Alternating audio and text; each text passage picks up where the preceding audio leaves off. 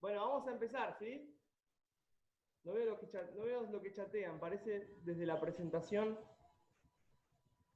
Un segundito. A ver. Ahí está. Ahí se ve. Ahora todos escuchan, dígame por favor que sí. Sí, sí, se escucha. ¿Se escucha bien todo? Sí, sí. Bueno, ese matecito. ¿Quién es Mati Bergman el que está hablando? No, no, soy Mati Biesel. Ah, hola Mati. ¿Cómo va? Vos sos Matías, ahí. Sí, Perfecto. Bueno, se escucha bien entonces, ¿no? sí, sí. Bueno, yo parece que cuando pongo acá abrir la presentación parece que no sé, no veo los participantes. Pero bueno, nada, cualquier cosa me chatean porque no llego a ver. ¿Sí? Bueno, vamos.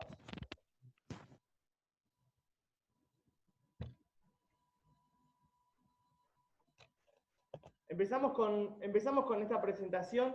Esta es una conferencia que el REVE nos trae en el libro del Diputei Siges. Ahí puse en el Heilek Lamedim, en el Heilek 33.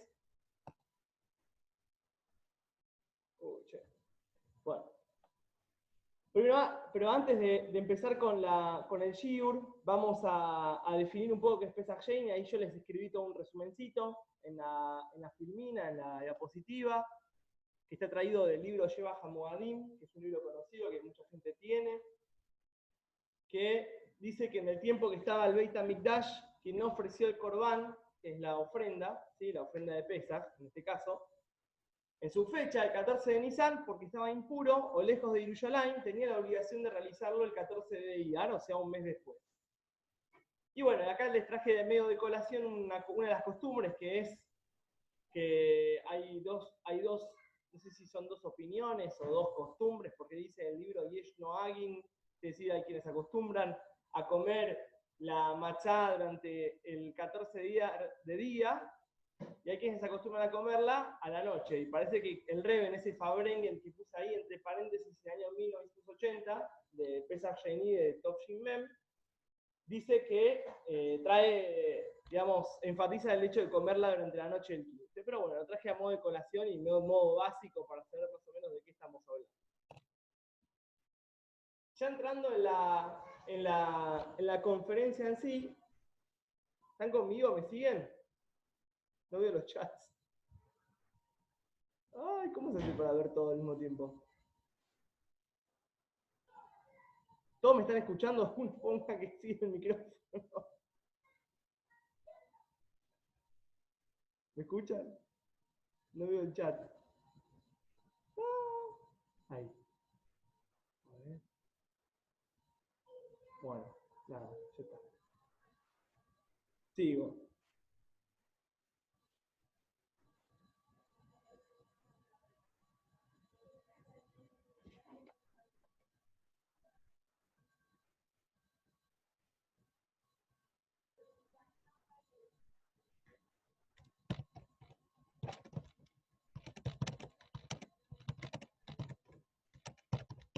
Ahí me están hablando, y estoy poniendo que no escucho, no veo los chats mientras hablo porque se me anula la presentación. Vamos de vuelta. Sí, dale, se escucha bien. Bueno, perdón, ahí voy, ahí voy.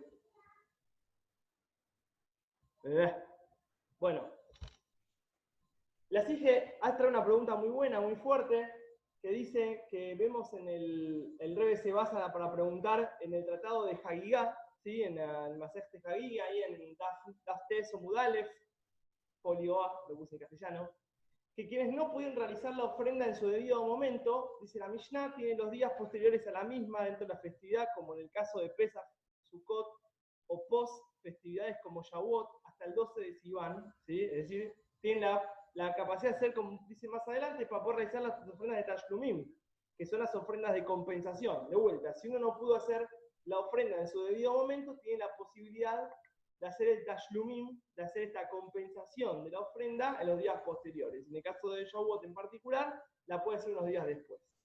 Pero ¿qué vemos de acá? Si la Mishnah dice que es unos días después, vemos que no es como en el caso de Pesach Sheini, que aparentemente, como vimos, quien no pudo realizar la ofrenda por la razón que fuere, como vimos en la filmina anterior, ¿sí? Acá no sé si se llega a ver el mouse, pero vemos que el que no pudo ofrecer el corbán, por la motivo que sea, trae el corbán de compensación el 14 de Iyar recién, 30 días después. Lo que vemos de la Mishnah, que son unos días después, ¿sí? O dentro de la festividad o post festividad, pero unos días. Y sin embargo el Pesach Sheini lo hacemos un mes después. Entonces aparentemente esto como Tashlumim, como compensación, este Korban Pesach, tiene alguna característica medio particular, a diferencia de cualquier otra ofrenda de Tashlumim. Lejaim, estoy tomando un matecito, perdón. Bueno. Pero para empeorar aún más las cosas, si nosotros investigamos un poquito más en el Jazz, el Rebbe nos trae esta fuente, el Masechta Psochim, en Pesajim, ahí en página 90, folio B, Daf Tzadik Amud Beis, que cuando fue toda esta cuestión del Lomo Nigora, de que los Yehudim se quejaron, digamos, que ahora vamos a ver qué Yehudim eran, que ahora los vamos a identificar con nombre y con apellido, fue en el día 7 de la festividad, y sin embargo, en el día 7 de su impureza, que fue el día 7 de la festividad de Pesaj, por lo que tranquilamente podían haber ofrecido la ofrenda ese mismo día, y sin embargo, el Pesaj, a fin de cuentas, lo terminaron ofreciendo ¿cuándo? 30 días después. O sea que hay algo con que Pesaj Sheini tiene que ser indefectiblemente en el mes de Iyar, un mes después de Pesaj. Acá les hice a modo de resumen una explicación que trae el Tzemach Tzedek en el Oira Toire. En el Oira Toire es un libro, obviamente, bueno, el Tzemach Tzedek, que hace, digamos, el tema fundamental es tratar de explicar o de enfatizar de por qué el segundo Pesaj tiene que ser indefectiblemente en el mes de Iyar, ¿sí? El Pesaj Iyar lo llama el Tzemach Tzedek. Y ahí tienen la tabla, ahí estamos comparando dos cosas, el primer Pesaj y el segundo Pesaj, que hay tres parámetros de comparación, que son el mes, sabemos que el primero cae en Nisan, el segundo cae en Iyar. Vamos al tercer parámetro, yo tenía que haberlo puesto segundo, perdón, que es la relación con el Hometz. Cuando hablamos del primer Pesaj, sabemos que hay una previsión que se llama Valiroe, Valimotze, Valirae o Valimatze, que es que no se puede ver ni poseer Hametz propio en las propiedades, por lo tanto, no podemos comer machá en el contexto que haya Hometz en la casa, propio. En cambio, en el Pesach Sheini, el Hametz Imo y Babais tiene que estar con él en la casa, en el momento que estamos comiendo la machá, como va a pasar dentro de unos días, esta semana, si Dios quiere. Y el tercer parámetro de comparación es el enfoque en la boide, en el servicio Shem. El primer Pesach tiene que ver con el concepto de iskafi, con el concepto de doblegarse, que se puede categorizar o es referido en el versículo, en el Salmo, como Sur Merrá, aléjate del mal. Y en cambio, Pesach Sheini, el segundo Pesach, se relaciona más con el concepto de Itafja, de transformación, o Isafje, para los rusos, que es referido en el versículo de Teilim, es un Teilim que decimos en Shabbat a la mañana, que dice, haz el bien, Vaseitoiv. Entonces, Sur Merrá, aléjate del mal, versus Vaseitoiv, haz el bien. La relación que tiene el primer Pesaj con el Sur Merrá, con el aléjate del mal, la trae el Tzemach Tzedek y también se ha traído extensamente. Sí, hay muchas hijes y muchos memorim que hablan de esto, de por qué Pesaj, el primero, se asocia con este concepto de hacer el mal, de aléjate del mal, perdón, porque hay un versículo muy característico que habla de la salida de Egipto, que es Ibora Joom, que se escapó el pueblo. ¿Qué quiere decir que se escapó el pueblo? Porque claro, porque si nos íbamos a quedar unos instantes más en Mitzrayim, íbamos a ver la parca caminando por la esquina de casa. Es decir, la quedábamos, no nos íbamos a ningún lado. Pero eso tiene una correlación en el enfoque de la boide, porque la clipe, ¿sí? la citra hará, el other side, el dark side, o como le quieran decir, que tiene como, ya sabemos, y leímos en el Tania extensamente, en varios capítulos, que tiene como objetivo, digamos, ocultar la divinidad y alejar al judío de la misma, de la divinidad o la persona de la misma.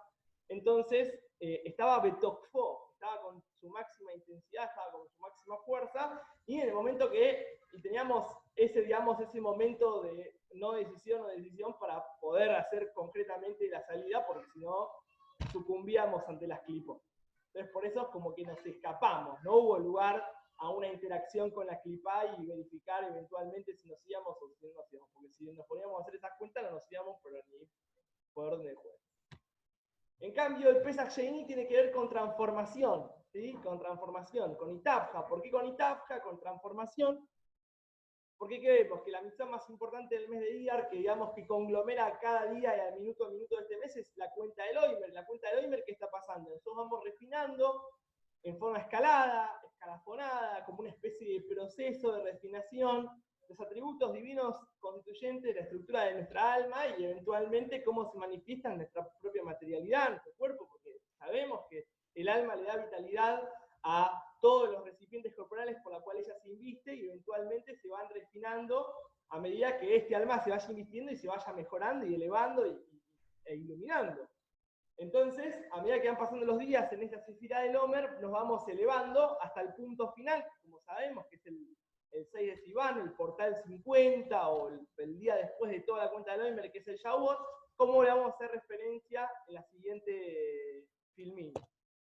Acá hay justo eso es lo que yo le estaba diciendo, esta referencia, esta reseña que el Rebbe hace en esta conferencia, en esta sige, justo de la perashá de nuestra semana, que es la que leemos esta semana, es Emor, la perashá de Emor de la Kohanim, dile a los sacerdotes, que ahí trae una diferencia entre el Oimer con el Shte Alejem. El Oimer es la ofrenda que nosotros sabemos, que por la cual nosotros empezamos a contar el Omer, que es al día después del Omer, ¿sí?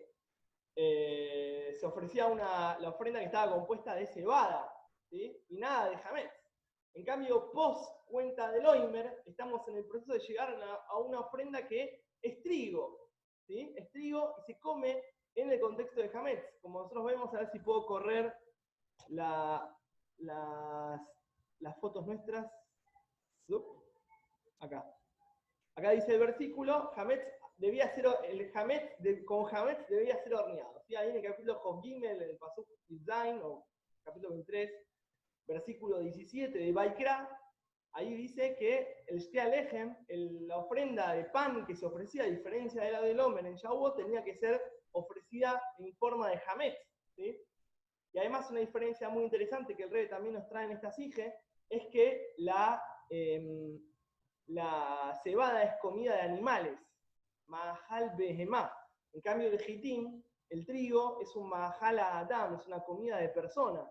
Y como vemos, desde el punto de vista más chato, llano, superficial, como la diferencia que está en la Boida Hashem, en el servicio a Dios, el judío parado en Pesach, ¿sí? En el escenario que tiene que ofrecer el Oimer al día siguiente, Mojoras a Pesach, Mojoras a Shavuot, perdón, después del primer día de Yom Tov de Pesach, esta comida de animal, ¿sí? Porque todavía estamos pre-transformación y post-transformación ya somos Adam, ya somos una persona. Y la persona, como está traído en Ikuteitoide o en otros libros de Excides, sabemos que la persona es, digamos, catalogada o condecorada con varios apodos, Adam, Ish, Geber, Enosh, etcétera, etcétera, etcétera. El Adam, ¿sí? Alude a la categoría de elevación o de refinación o culmine de el estrato espiritual en la cual la misma se encuentra. Bueno, esto relaciona con lo que veníamos hablando antes, ahora entendemos por qué aparentemente el Pesach Sheini, según como explica el Tzemach Tzedek, tiene que ver con el concepto de transformación, ¿sí? A diferencia del Pesach Rishon, que tiene que ver con el concepto de obligación. Entonces, ¿qué se entiende de todo esto? Aparentemente, el Tzemach Tzedek nos está haciendo alusión de que hay dos niveles en la Avodas Hashem, en el servicio a Dios, hay un Pesach primero y un Pesach segundo. El Pesach primero tiene que ver con el concepto de doblegarse y el Pesach segundo tiene que ver con el concepto de transformarse. Pero según como nos explica el Tzemach Tzedek, como acá escribí en forma resumida, acá en la diapositiva, impresionaría ser que Pesach Sheini desde el punto de vista de la Avodat Hashem, un escalafón superior, pero devenido, acá no sé si llegan a ver en negrita, devenido a su vez de Pesach Rishon, ¿sí? O sea que el Pesach Sheni indefectiblemente tiene que haber tenido un Pesach Rishon previamente. Pero de vuelta, la pregunta vuelve a su lugar. Como dijimos antes, el Pesach Sheni es justamente para todos aquellos que no tuvieron Pesach Rishon. Y si yo no tuve Pesach Rishon, ¿cómo voy a tener Pesach Sheni? De vuelta, si el Tzemach Tzedek me lo explica desde el punto de vista de que hay un proceso, hay un paso 1, hay un paso 2, el paso 1 es el que me tengo que doblegar, me tengo que salir de Mitzrayim, tengo que salirme de la clipe, tengo que doblegar, me tengo que salirme del Yetzirah y demás, y después tengo que pasar al Pesach Sheni, que es el concepto de Isabje, de transformación. Pero sin embargo, los Yehudim que no tuvieron la posibilidad de tener Pesach Rishon, del primer Pesach, ahora van directamente al Pesach Sheni. ¿Cómo es? Bien, y acá le ponemos nombre y apellido a las personas que se habían quejado en su momento. El rey trae esta referencia en la conferencia, en la SIGE, espero que me estén siguiendo. Quedan estos dos, acá se los marco con el mouse, que son Mishael y el Tzafán. Ellos estaban ocupando de Nadab y Abihu. Esto había sido un año después de que salimos de Mitzrayim, cuando ya había sido inaugurado el tabernáculo, estaba inaugurándose el tabernáculo, en realidad ya había sido inaugurado, porque recuerden que Pesach post-inauguración fue. El tabernáculo se empezó a inaugurar el principio del mes de Nisan y Pesach es la noche del 15. Así que ya había sido unos días después el evento de la muerte de Nadab y Abihu, estos hijos de Aarón que habían ofrecido ese Eshzar, ese fuego foráneo, que como sabemos de Sides, en realidad no era un fuego foráneo, sino que la famosa conferencia del Rebbe de Purim que trae ese Ora Haim, ese gran exégeta que explica profundamente qué era ese concepto del fuego que tenía Nadab y Abihu, pero que se puede sintetizar muy sencillamente en las palabras de Rashi, que cuando fue todo este evento que Nadab y Abihu fueron consumidos por ese fuego dentro del tabernáculo, alude a una expresión que Moishe le dice a Aaron, a su hermano, el Cohen Gadol, le dice, ahora sé que ellos sean mucho más grandes que vos y que yo. Porque claramente estamos hablando de un estado espiritual muy elevado, pero bueno, no viene al caso. Así que Mishael y el Tzafán tenían la mitzvah del mismísimo Moishe Rabbeinu de ocuparse de estos cuerpos. Entonces estaban ocupándose de la mitzvah de ocuparse del muerto y por lo tanto se estaban impurificando. Pero no estaban impurificando porque querían, estaban impurificando por la mismísima mitzvah de Moishe. Entonces cuando ellos se quejan y dicen en Pesach, che, pero nosotros no podemos ofrecer la ofrenda, no podemos ofrecer el corbán, ¿por qué? Si yo tuve, o sea, ¿por qué no puedo ofrecer ofrenda? Porque estoy impuro, entiendo que estoy impuro, pero ¿cómo puede ser que el mismísimo Moishe Rabbeinu me haya dado la mitzvah de ocuparme de ellos y eso me signifique no poder estar en las condiciones para poder ofrecer la ofrenda de Pesach? Y más aún, sabemos, como puse acá en el paréntesisito, que si bien una persona puede estar incapacitada de hacer la ofrenda de Pesach al pi alajá, según la alajá, la ley judía, para el resto de las cuestiones de Pesach sí se hacen, digamos. Y obviamente esas personas están más que íntegras en el resto de las cosas de Pesach. Quiere decir, no tener hametz, no comerlo, qué sé yo. Todas las cosas, las prohibiciones y las cosas que hacer de Pesach que tenían a pesar de que no iban a comer el corbán en ese día. Bueno. Ahí cierra, ahí con esto que les estoy poniendo en la diapositiva, es medio una forma de concluir la pregunta que teníamos con el Tzemach Tzedek, pero ahora vamos a ver que se va a responder de una forma muy sencilla. Pero con todo esto que venimos diciendo, la pregunta también se puede pensar al revés. Si sabemos, alágicamente, que una persona que ofreció el Corbán Pesach en el primer Pesach ya no puede hacer su ofrenda en el segundo Pesach. Entonces, si nos basamos en la explicación del Tzemach Tzedek, que es un proceso, de que hay un paso 1 y un paso 2, no entendemos cómo puede pasar que una persona que haya hecho la ofrenda en el primer Pesach, si ya no la puede hacer en el segundo, cómo puede pasar ese estadio, esa nueva dimensión transformante que me ofrece el Pesach Sheni. Y acá viene la explicación, y acá le daríamos cierre, esta es la conclusión, la respuesta a todas estas interrogantes, pero antes de cerrar vamos a hacer un repaso de todo lo que venimos hablando. Sabemos, de vuelta, que el concepto de compensación de una ofrenda es dentro de los días posteriores a la fecha indicada para la misma, y sin embargo vemos que el Pesach Sheni es una compensación aparente, legal, pero 30 días después. Vimos al Tzemach Tzedek, nos habla del Pesach de Iyar. El Pesach de Iyar, y nos compara el Pesach de Iyar con el Pesach de Nisan, el segundo Pesach con el primer Pesach.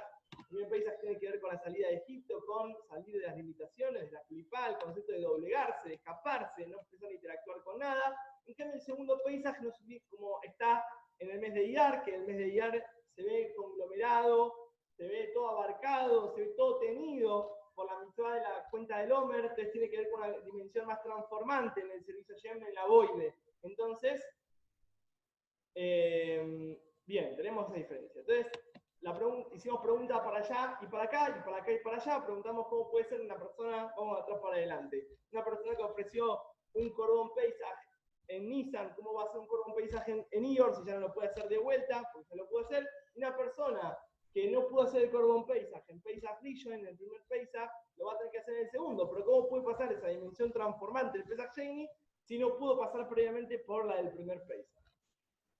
Ese es todo el resumen de todo lo que vimos acá, y ahora vamos a ir cerrando. Sabemos que Korban, ofrenda, viene del término Kirum, ¿sí? Korban, Kirum. No lo puse acá en las letras en híbrido, pero comparten el Yoresh, comparten la raíz, Korban y Kirum. Korban, ofrenda, viene de la misma raíz gramatical que Kirum, que es acercamiento, es decir, uno se acerca a Hashem a través de la ofrenda, ¿sí? Esto está explicado en Hasidus en casi todos lados.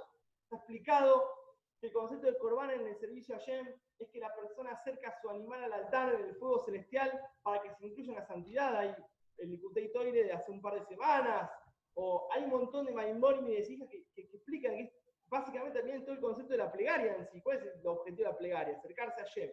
¿Y la plegaria con qué es comparada? Sabemos que el Pirkei Avot trae que hay 3 columnas que sostienen al mundo, que son la Toiro, el estudio de Torah, el servicio a Hashem, que son las ofrendas, los korbanot, y Gimilut Hasadim, hacer el bien al prójimo, y el concepto de los korbanot, sabemos que se vio sustituido en ausencia del templo de Jerusalén por la plegaria. Entonces, como explica un montón de maíces, parece que se está acabando el tiempo, así que vamos a tener que ir cerrando, pero bueno, vamos, todo el concepto de vuelta, todo el concepto de Korban es acercarse a Hashem. Entonces, quien hizo el Korban el primer Pesach, seguro que ya está en su posibilidad de acceder a una nueva dimensión. Ahí me está chateando acá. Ahí, le estoy contestando. Ahí voy cerrando. Perdón. Bien. Entonces, quien hizo el Korban el primer Pesach, seguro que ya está en su posibilidad de acceder a la nueva dimensión de Avodat Hashem, pero quien no lo pudo hacer indefectivamente tiene que hacer Tashlumim. Entonces, cuando hizo el Korban Pesach, el primer Pesach, la persona ya tuvo ese Kiyub con Hashem, entonces ella misma se dispone automáticamente a tener acceso a ese nivel transformante en la Boide. En cambio, quien no tuvo ese momento, cuando hace su Pesach Sheni, tiene esa posibilidad de hacer esa compensación y acceder a hacer las dos de dos pájaros de un tiro. Tener Pesach Rishon y Pesach Sheni en el mismo momento. Y para terminar definitivamente, hago una reseña de una conferencia que el Rebbe trae en el año Nunalef, en el año 1991, que estuvimos estudiando con Dieguito, que luego está presente ahí. Claro, ahí trae un Rambam, que el Rambam trae la ley que dice que el Melech HaMashiach, en el capítulo de Melech HaMashiach de sus guerras, dice que el Rambam dice que no vayan a pensar que el Mashiach necesariamente tiene que realizar alguna modificación en la dinámica de la creación del universo, sino que el mundo por su propia naturaleza, por su propio proceso natural, por sus patrones naturales no se van a ver modificados y va a seguir conduciéndose tal cual como lo vemos. Entonces de esto vemos, para relacionarlo con esta dimensión transformante que el Rebbe nos ofrece, que el Rebbe nos abre esta ventana del Pesach Sheni, que es dentro de unos días, de conectarnos con esta visión, esta dimensión transformante, esta nueva visión de las cosas, de nuestro vínculo con el mundo. Dice el Rebbe en esta sige del año 91.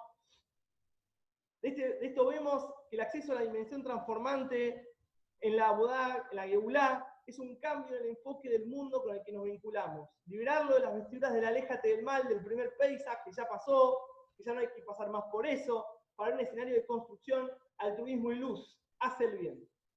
Bueno, espero que les haya gustado. Cualquier cosa, me escriben.